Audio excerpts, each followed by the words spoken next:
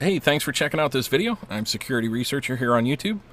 I am a security researcher. My primary focus is wireless communications, specifically cell phone network function and operation. I have over 20 years experience with it. My fascination with wireless communication began with CB radios and ham radios. In the late 90s, I was blessed with an opportunity to learn from a group of senior design engineers that had been recently laid off from Motorola. I want to personally thank those guys. If they knew me by voice now, you guys shaped my life.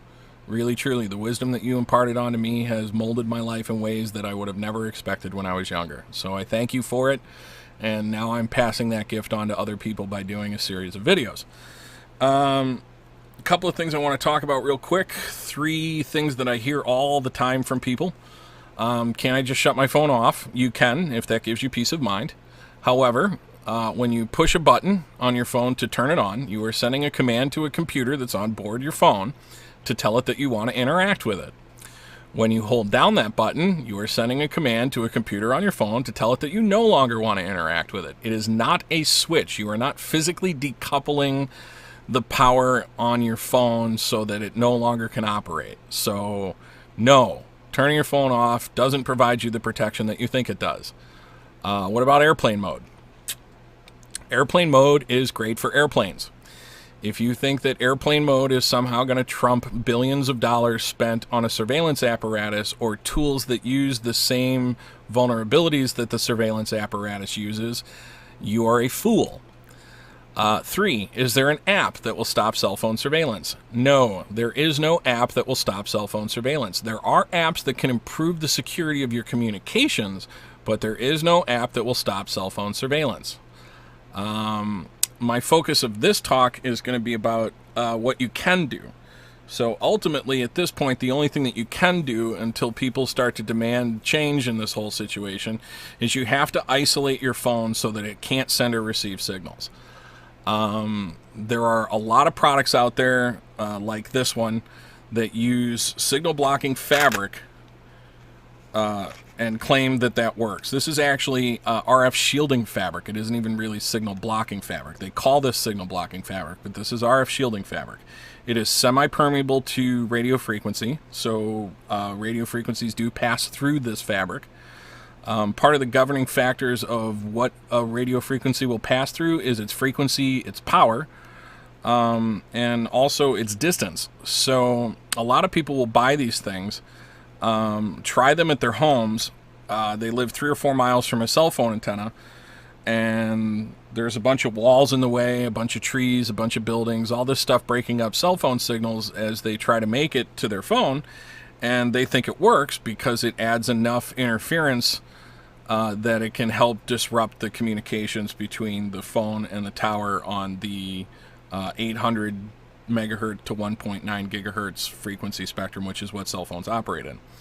The problem is you have semi-permeable fabrics and this massive opening, and some openings on these things are even bigger. They have them lengthwise where there's just giant openings, but this is a really big opening, especially to radio frequencies, and just flapping a piece of fabric over that opening does not seal it effectively. I have yet to find a soft case that seals effectively, and I've tried a lot of them. So I can test them here in the lab. I have all sorts of benchtop multimeters, which are way more sensitive than the one in your toolbox, oscilloscopes. I've got signal generators. I've got all sorts of things here in the lab that I can determine what is coming out of these things and what isn't. But for the average person to test these things, there is a very simple field functionality test. Take the product that you own, the phone that you intend to use in it, and another cell phone. Go find a cell phone tower and get within 300 feet of it. Place your phone inside of it, seal it up according to the manufacturer's instructions, and call it from the other phone. Send it a text message, send it a picture or a video, what they call an MMS message. If any of that gets through, you have to ask yourself 2 questions. A, did I get what I paid for? And B, did I buy a story about what I wanted to pay for? because there's a lot of stories about the effectiveness of these fabric-based cell phone products that supposedly isolate your phone. I'll call them cell phone interference cases. But they really don't live up to the claims.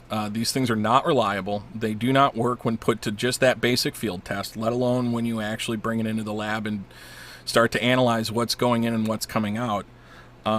These products really don't work. But it's because most people have no idea what they're dealing with that you're seeing more and more and more of these things, because people are just preying on the ignorance of the population.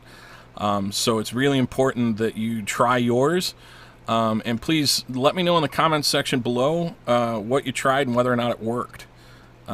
Because I have yet to find a soft case that will pass that 300-foot test. Okay, so what are you looking for? Ultimately, you are looking for a signal blocking phone case that has independent lab test results. Don't just trust somebody that tells you that, oh, hey, ours does this. Find out if they've had it tested independently. Is there somebody who will stand behind their claims and say, yes, their product performs as they've described? Don't trust these fabric-based things. These things are not reliable. I'll be nice about it. So that concludes this video. I am going to do, like I said, a series of videos on the vulnerabilities of cell phones, who can do what and how they do it, and how it impacts you. It's really important that everybody that uses a cell phone, which is literally everybody in the United States for the most part — I think there's more phones in this country than there are people — you really need to subscribe below, because I'm going to start spilling the beans on a lot of things. I'm also going to do some reviews of some other products for security, whether it's wireless, wired, or physical security products. So you might find some of that interesting as well. So please hit subscribe, share this with your friends and family. I am Security Researcher. I appreciate the last 7 minutes and 45 seconds of your life.